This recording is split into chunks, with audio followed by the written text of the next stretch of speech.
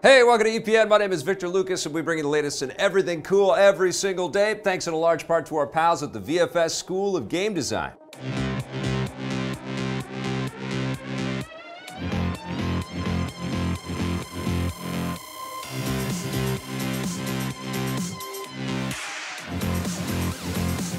Thank you so much, Vancouver Film School. Today's rundown is dedicated to Mikey Mike, who had some very kind things to say about Johnny taking over on the rundown yesterday. Good job, by the way, Johnny Millennium.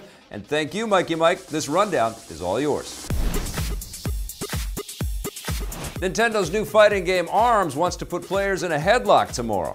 The first big update for the game is slated to go live this Wednesday. As we reported last week, it will be giving fans a new playable fighter, Max Brass, but now we know that it will also include an all-new mode. Speaking with Eurogamer, ARMS producer Kosuke Yabuki revealed that the update includes a new mode called Headlock, based around the boss character of the same name. It's a versus mode where 2 or 3 players battle each other for control over Headlock's ominous metal helmet, and whoever has it in their possession will basically turn into Headlock, complete with all of his powers.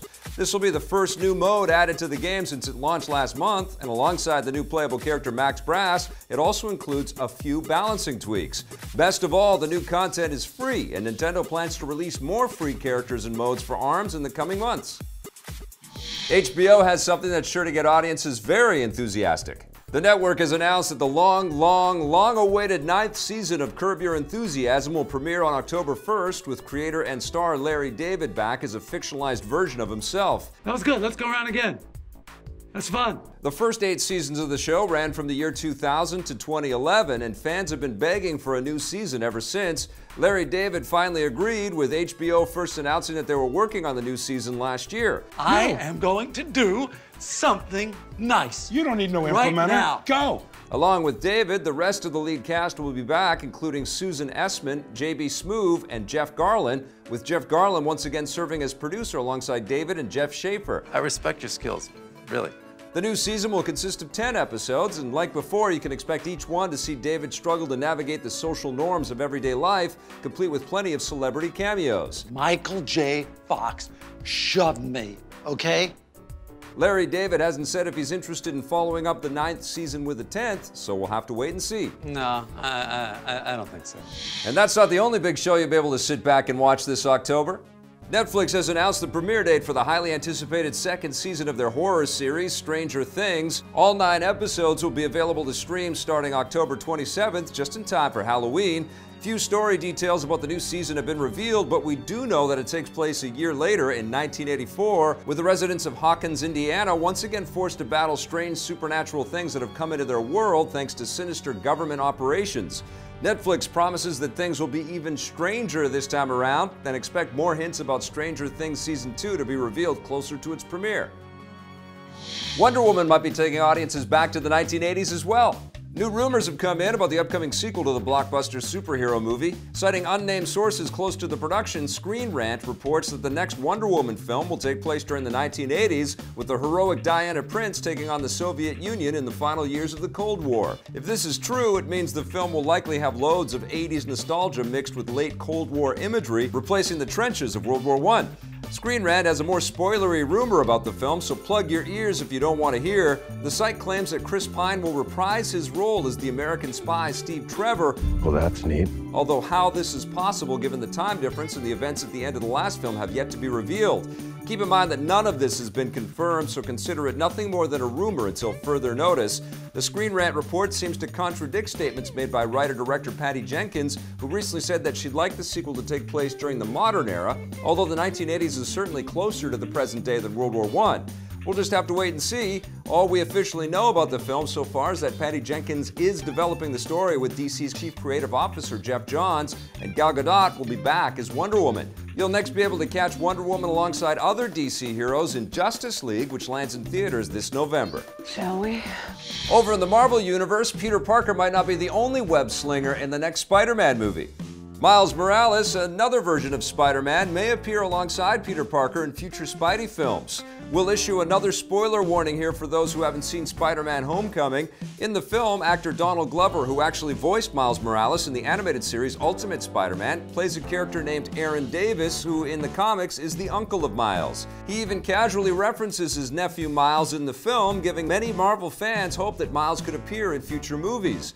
Marvel Studios president Kevin Feige says that's the idea. Speaking with IGN, he revealed that the brief homage to Miles is their way of acknowledging that he's out there in the cinematic universe, sort of like how they mentioned the character of Doctor Strange in Captain America: The Winter Soldier.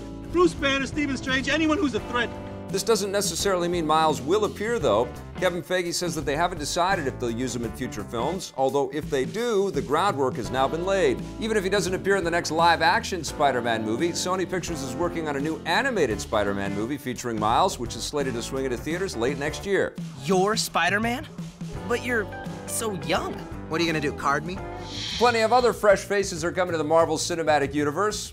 The first casting details of the new Marvel TV series New Warriors has come in, and it's a bunch of people you've probably never heard of. According to The Hollywood Reporter, the lead hero Squirrel Girl will be played by actress Milana Vaintrub, who starred in the Yahoo screen series Other Space. The leading male superhero, Mr. Immortal, will be played by Derek Theller, who stars in the sitcom Baby Daddy. The rest of the heroes, Night Thrasher, Speedball, Microbe, and Debris, will be played by even lesser-known actors, which means that Marvel and ABC are looking to populate the series with fresh faces. Like the comic series of the same name, New Warriors will focus on a group of teenage superheroes with a wide assortment of superpowers, and the show is expected to have a much more comedic tone than the other Marvel shows and movies. It will air on the Disney-owned cable network Freeform, formerly known as ABC Family, so don't expect things to be as violent as some of the other MCU shows.